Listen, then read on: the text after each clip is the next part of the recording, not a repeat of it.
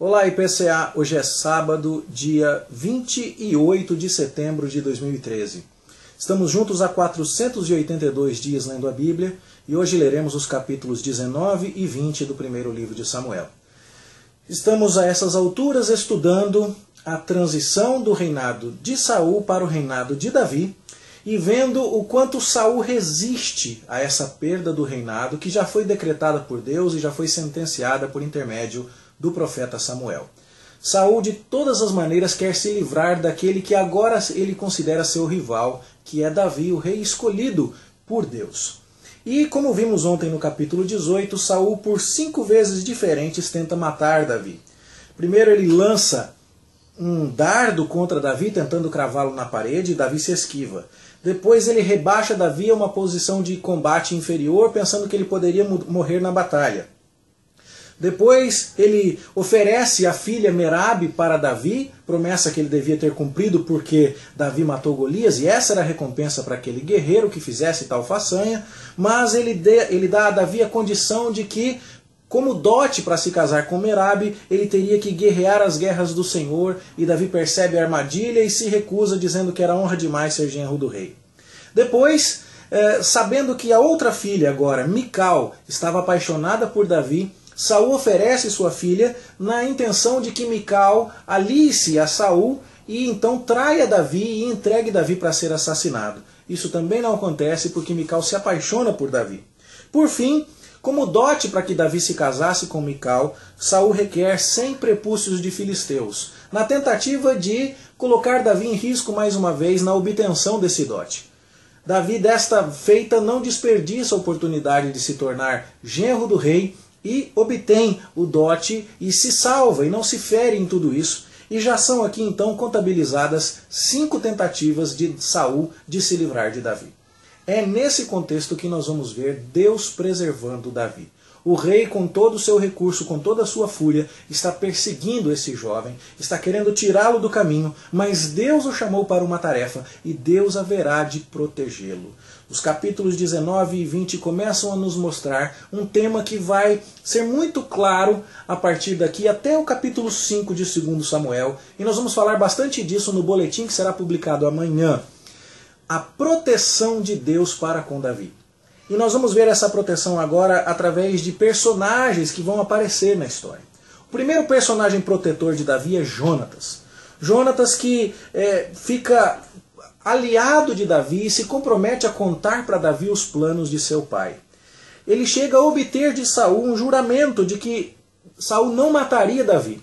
Infelizmente a palavra de Saul não era confiável e Saul não vai cumprir esse juramento. Pouco tempo depois, alguns versículos mais tarde, nós já vamos ver uma 6ª tentativa de Saul de tirar a vida de Davi, outra vez arremessando contra ele uma lança. E depois, uma 7ª tentativa de assassinato de Davi através de uma traição por Mical. Só que Mical também se alia a Davi e faz com que Davi escape das mãos do seu pai. Você começa a notar então que Jonatas é um protetor e que Mical é uma outra protetora de Saul. Saul está cada vez mais isolado e Davi tem cada vez mais aliados. O profeta já está separado de Saul. Deus já declarou sua rejeição de Saul. O povo vê Davi cada vez com olhos melhores e o estima cada vez mais. Jonatas, o príncipe, Mical, a princesa, cada um deles está por sua vez também mais ao lado de Saul. E Saul, no entanto, continua a enxergar a Davi como seu inimigo, como diz o verso 17 do capítulo 19. Davi escapa com a ajuda de Mical e vai até o profeta Samuel, que é o seu terceiro protetor. E Samuel, então, se informa das coisas, como Davi está sendo perseguido por Saul, e quando Saul toma conhecimento de onde Davi estava, vai atrás dele mais uma vez. E desta vez agora há um 4º protetor aqui especialíssimo, que é o Espírito de Deus. Quando Saul manda a primeira delegação para trazer Davi, os homens enviados acabam profetizando e são incapazes de prender Davi. Uma segunda delegação é mandada e acontece a mesma coisa. E na terceira vez o próprio Saul vai. E desta vez agora o próprio Saul novamente profetiza. E se ficou alguma dúvida do que se tratava essa profecia, será que era alguma coisa que mostrava que Saul era um grande líder espiritual? Naquele primeiro episódio em que ele foi confirmado no seu reinado por profetizar, aqui nós não temos dúvida alguma de que é o Espírito Santo usando Saul apesar de Saul. E ele então se mistura com os profetas ali profetizando, o que muito provavelmente naquele contexto significava cantar louvores a Deus com acompanhamento de música. E Saul então involuntariamente se junta àquela comitiva de profetas e começa a louvar a Deus e tira a sua túnica e fica despido diante de Samuel. No livro de Samuel, a ideia de túnica, a ideia de uma peça de roupa tem significado muito interessante. Porque você vai se lembrar que quando Saul agarrou Samuel, rasgou um pedaço da sua túnica. Então Samuel disse, o teu reino foi tirado de você, como você tirou um pedaço da minha roupa e foi dado a outra pessoa. Lá no capítulo 18, verso 4, Jonatas, o príncipe, tirou a sua capa e a entregou a Davi, reconhecendo que Davi era esse homem. Aqui, Saul, dirigido pelo Espírito Santo, é obrigado a se despir, como alguém que teve que ser forçado a reconhecer que Deus tinha tirado o reino dele e dado a Davi. E mais à frente nós vamos ver ainda, naquele episódio em que Saul está aliviando o ventre na caverna, que Davi poupa a sua vida, mas para provar que poupou a vida de Saul, Davi corta um pedaço da sua capa. Isso é muito simbólico no livro de Samuel. E aqui então nós estamos vendo este quarto protetor. Vamos recapitular? Jonatas, Mical, Samuel e agora o Espírito Santo está protegendo Davi, forçando Saul a se despir e render louvores a Deus, reconhecendo que Deus tirou o reino de Saul e deu para Davi.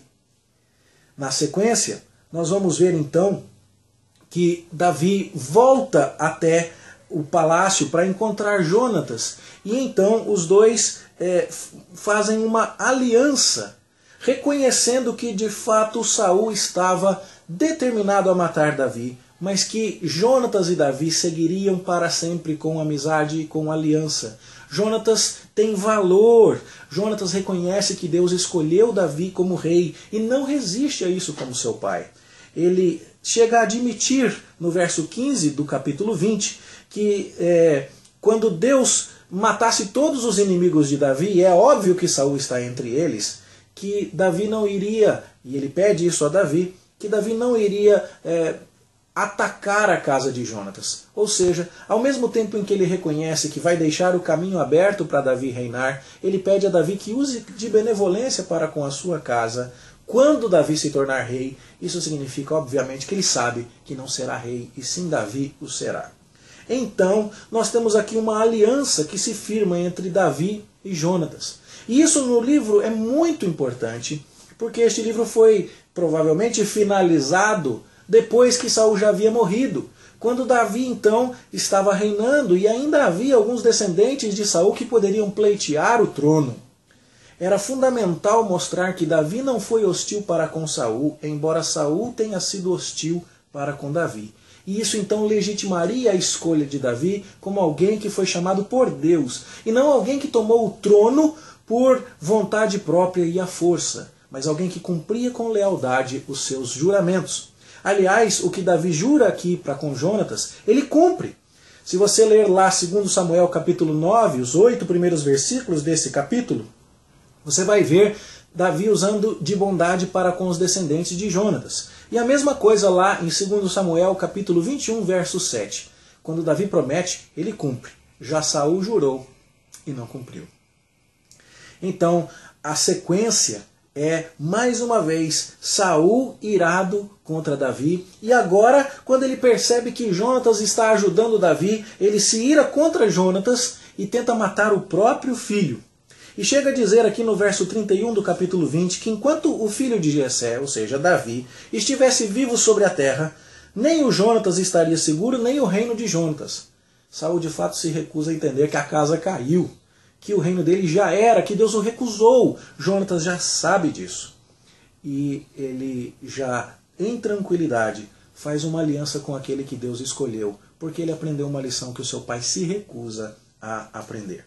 Jonatas então se despede de Davi no final deste capítulo, com um esquema muito interessante de anunciar para Davi que o seu pai queria matá-lo. Aquela história de jogar as flechas e dos códigos que eles combinaram, que você vai ver durante a sua leitura. E Davi então agora vai sair da presença de Saul e por uma longa quantidade de tempo ele estará se escondendo de Saul. Mas Deus sempre levantará protetores. Vamos lembrar aqui, já foi levantado Jonatas, Mical, Samuel, o Espírito do Senhor, e agora no capítulo 21 nós vamos ver Davi sendo apoiado pelo sacerdote Aimeleque. Todas as pessoas então estão ao lado de Davi, protegendo Davi. E esse vai ser um tema muito recorrente nos próximos capítulos. Tema que Davi vai celebrar com música, com salmos. Isso vai ser muito interessante porque o primeiro salmo que nós sabemos com certeza em que ocasião foi escrito é o salmo de número 59, que foi escrito quando Mical ajudou Davi a fugir do seu pai.